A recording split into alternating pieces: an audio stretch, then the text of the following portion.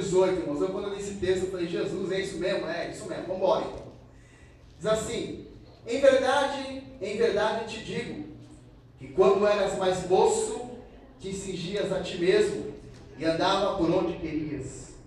Mas quando fores velho, estenderás as mãos, e outro te cingirá, e te levará para onde não queres. Podemos sentar em nome de Jesus? Irmãos, interessante que quando Jesus ele aparece uma vez mais para os discípulos de Cristo, ele se manifesta uma vez mais para os seus apóstolos, eles voltaram, né, ao seu trabalho, né? Pedro foi um que voltou para a pesca, né? E nós vemos, irmão, dentro do texto que eles não tinham o que fazer. Não tinham o que fazer. Porque o mestre havia morrido, a esperança havia se acabado. Mas é interessante, irmãos, que quando nós pensamos que a nossa esperança acabou, que a nossa perspectiva de vitória terminou, Deus ele chega e fala, não é o fim. Eu sou o mesmo Deus de ontem, hoje e eternamente. E ele chegou, irmãos, até eles.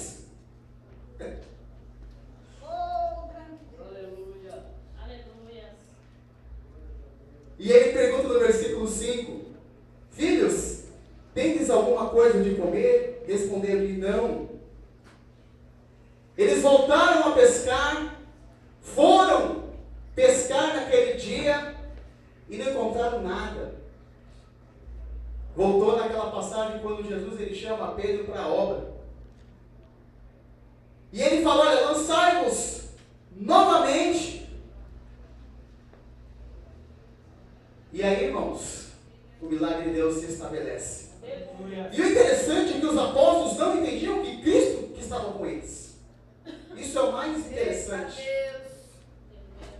E João viu que o milagre havia sido feito, ele reconheceu que Jesus Cristo era o seu, que aquele moço que falou com eles era Jesus.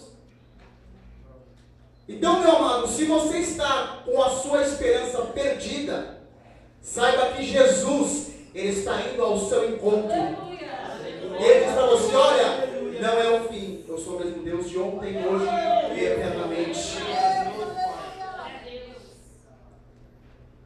E aí eles voltaram para o mar, para a borda do mar, e tinha lá, irmão, peixe e pão para comer.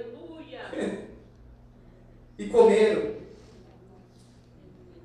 E aí Jesus ele interroga Pedro.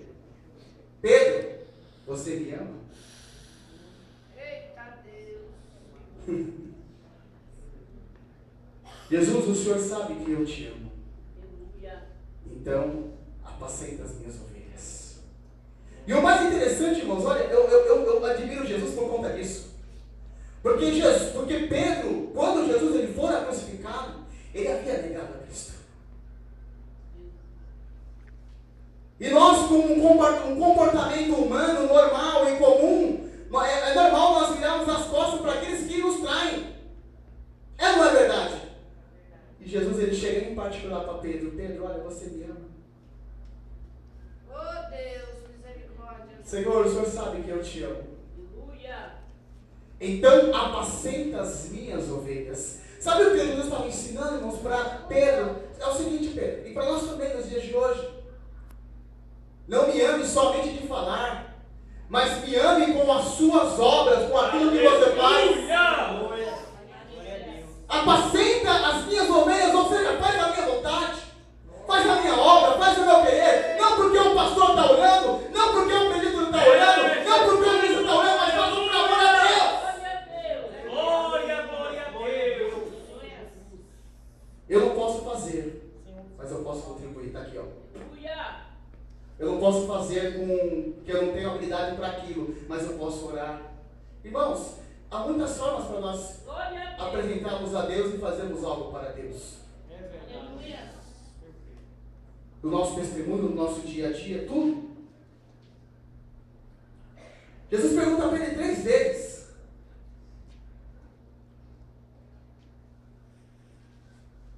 E aí o versículo versículo 17 diz assim: perguntou-lhe pela terceira vez: Simão, filho de João, amas-me?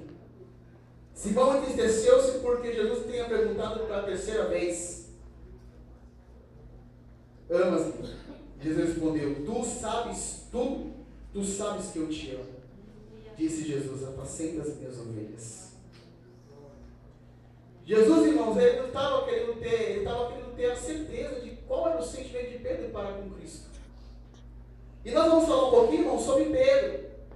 Um homem que viveu a maior experiência, irmãos. Olha, eu louvo a Deus pela vida de Pedro, porque eu queria viver essa experiência de andar ao lado do Mestre. Ver Jesus como homem, como ser humano. E Pedro, ele viveu essa experiência. Pedro, ele era um pescador, um homem ignorante, analfabeto, visto por alguns e pela sociedade como uma pessoa qualquer ou uma pessoa desprezível, mas para Deus ele tinha um valor. Assim como eu e você também temos um valor para Deus. A sociedade às vezes pode nos desprezar, pode nos olhar e falar assim: olha, quem é esse cara? Quem é essa pessoa? Mas Deus nos deu o melhor que ele tinha, o seu Filho, e o seu sangue que nos purifica de todo o pecado.